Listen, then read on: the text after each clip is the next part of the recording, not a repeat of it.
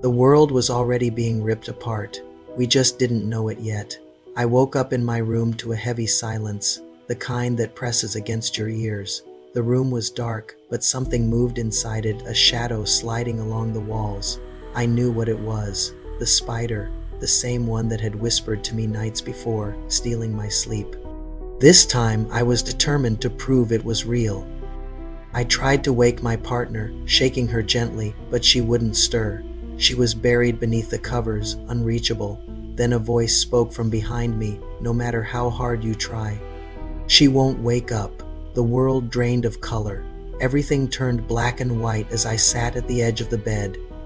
When I looked down, the spider was there, its body low, its legs wide, and beneath it was a human head, watching me. I screamed and reached for my partner. She was gone. The dream shifted. I was sitting in the back row of a movie theater, watching the black and white scene I had just lived play across the screen, terrified but unwilling to show it. I stood up and decided to see another movie instead. I walked through a long hallway filled with glowing posters and popcorn stands. Each stand offered a different flavor, and the smells were overwhelming: sweet, salty, warm. I stopped at one and bought a bag of cinnamon popcorn before entering the next theater. Inside, the room was packed. People of all ages filled the seats, cheering as the screen exploded with color. The movie pulled me in completely.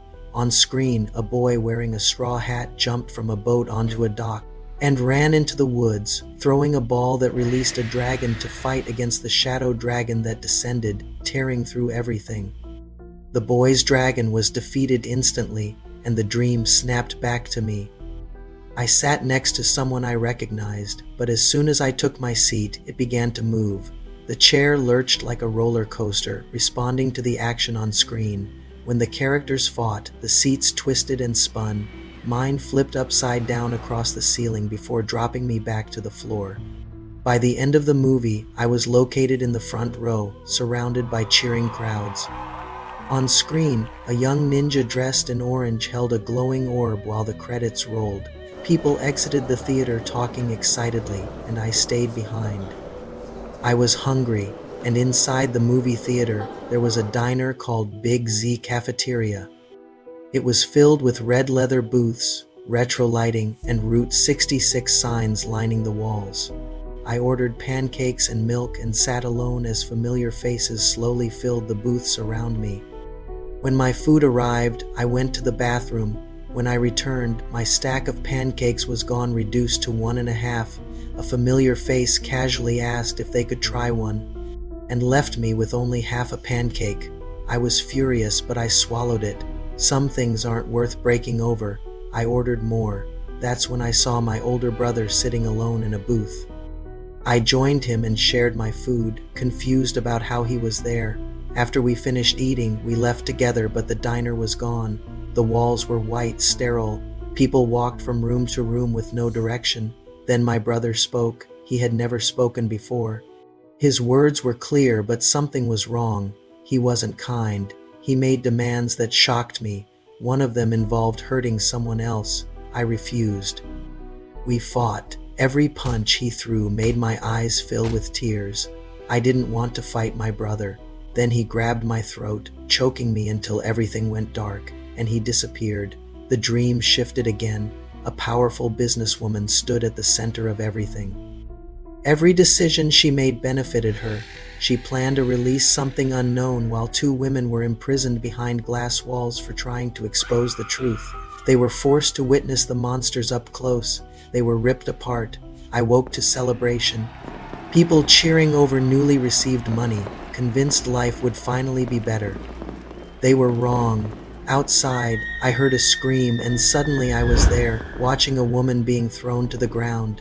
Another man tried to help and was tossed aside like nothing.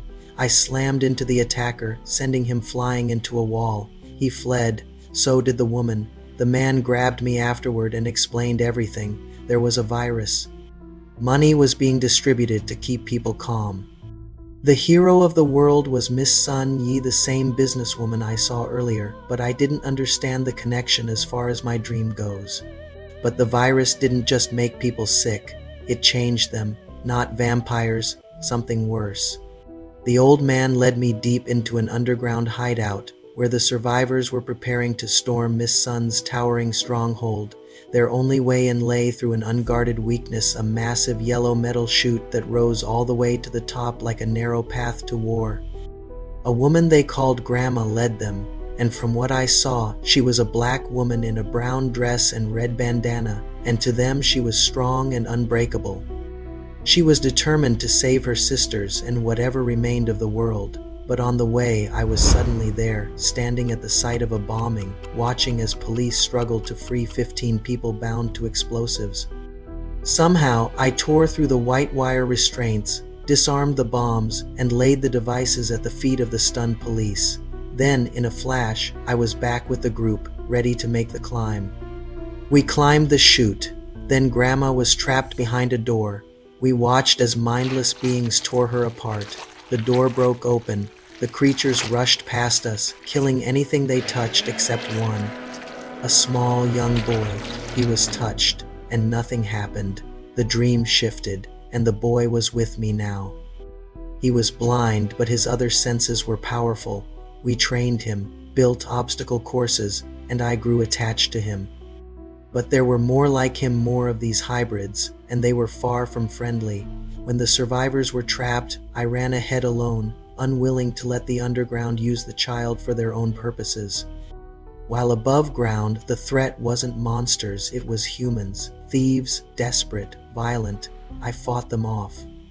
I realized then, after surviving so long, I had changed. Something happened when my brother choked me. He may have turned me into this. After the thieves fled, someone asked me, "Who are you?" I woke up.